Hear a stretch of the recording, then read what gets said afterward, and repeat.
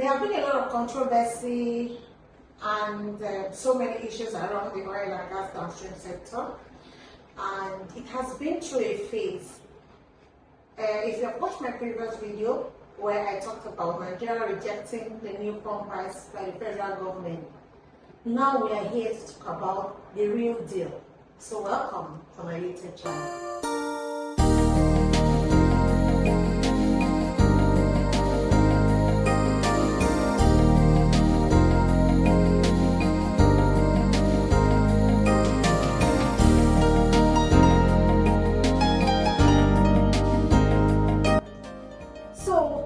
If you have not watched the previous video, I will encourage you to watch when Nigerians came out to say no, we will not accept the new pump price. And that was the pump price that the federal government, moved to where it was to about, 1,000 naira in 850 naira, 880, depending on where you are, sometime in the month of September. I think Nigeria have all seen it all. Oh, a lot of people came out to say, oh no, this is too much for us, we can't do this, we can't do that, But let me tell you, the big one, the big elephant showed up in this month of October, where the government came out and they said, no, you know what? Anything about subsidy, in fact, as a matter of fact, we are hands off. So that would say, produce whatever you can produce, marketers, import whatever you can import. Marketers are also load ready from Dangote. Go ahead and load from Dangote. But what is the subject of today? The subject of today is that Nigerians, the same Nigerians that rejected the pump price, have come to say, you know what? We are okay. So Nigerians have accepted the new pump price. So when I say Nigerians have accepted the new pump price, what does that mean? The pump price have been taken up way above 1,000 naira. What that means is that food deregulation has set in. And right now, the oil and gas downstream sector has been left to the market forces. So what I mean market forces is when the marketers determine what the price should be, because there is no more government interference. So, talking about government interference, are you just coming across this video for the first time? I want to encourage you to share. I want to encourage you to like. I also want to encourage you to hit the subscribe button and give us a thumbs up. So, how has Nigeria accepted the pump price? When the government came in this month of October, first week of October, to raise up the pump price above the board. Now, wherever you are, NNPC sells PMS product for about 1,030 naira, while other marketers are above 1,030 naira. So, petroleum product cannot be gotten anywhere in Nigeria less than 1,000 naira. So, first of all, tell me, where are you watching from? Tell me how much petroleum product is being sold at your location, and let me also advise.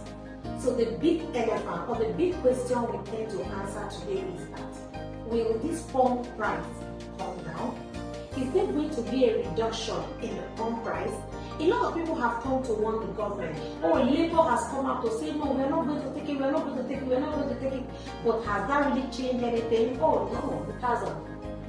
The House of Representatives have said, oh, federal government should revert the old pump price to the old oil. Has that taken any effect? No. Even the IMF have had to warn Nigerians to say there should be no further, increase right in pump price. But that's not what we are discussing today. The topic of today is that Nigerians have gradually accepted the new pump price. And how have they done that? They have done that because people have decided to move on with their lives and to buy petroleum product at the current pump price. What is the implication of this pump price?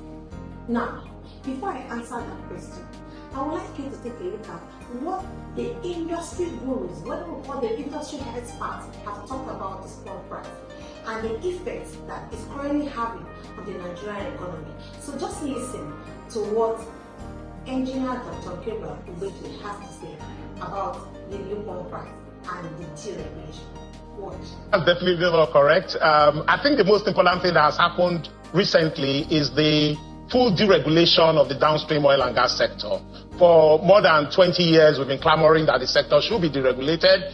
And thankfully this month, we've seen federal government finally cutting the sector loose and saying, the sector is fully deregulated. Go and source your product whichever way you can source it and sell the way you can sell. But one thing we need to understand is that there are two key things that drive the price of petroleum products. One is the price of crude oil. The second one, and most importantly, is the exchange rate.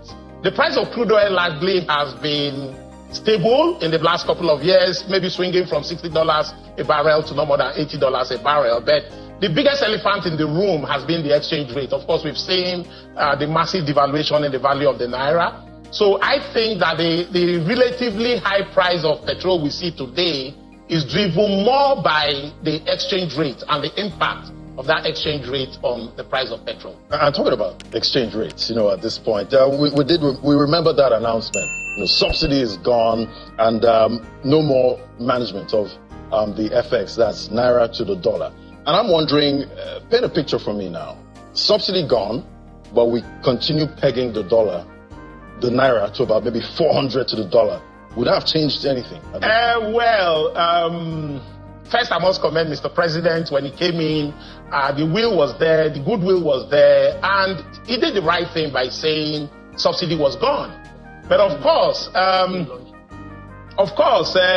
being a government, he removed subsidy, and then we saw the price of petroleum products, slide upwards. And because the price of petroleum products was sliding upwards, at some point, I think government had to intervene to kind of calm things down.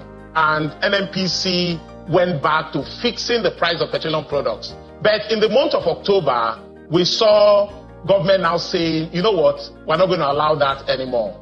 Go ahead, source your product, sell at whatever price you want to sell. I also don't believe that the price or the exchange rate has been floated. Today, every day you go to the market, it's now a willing buyer, willing seller kind of a thing. I don't think, just like you said, I don't think government is interfering. So now that you have heard from the industry guru, you have heard from the industry expert what we should expect, I want to let you know that subsidy has set in full force.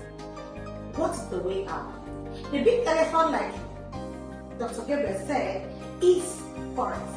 Forex has been the main driver of the Nigerian economy in terms of importation, cost of goods, cost of production, and so many things around the production side of it. So what will you do as Nigerians? At this point now, are we leaving ourselves to fate?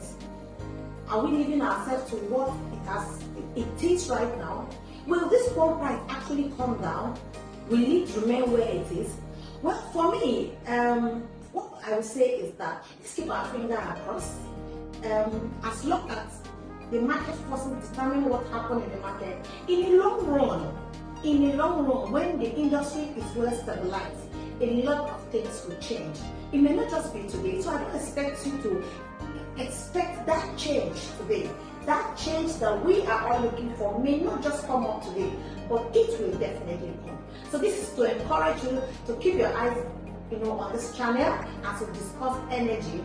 Then also to encourage all Nigerians to say, you know what, do the best you can do, buy the petroleum product you can afford, and just ensure that you become more productive for yourself and also become useful for yourself and for the society. But for now, I want to let you know that from me to you, I say thank you for watching this edition of this presentation, and also thank you for being true to my channel, and then I'll see you again on my next video.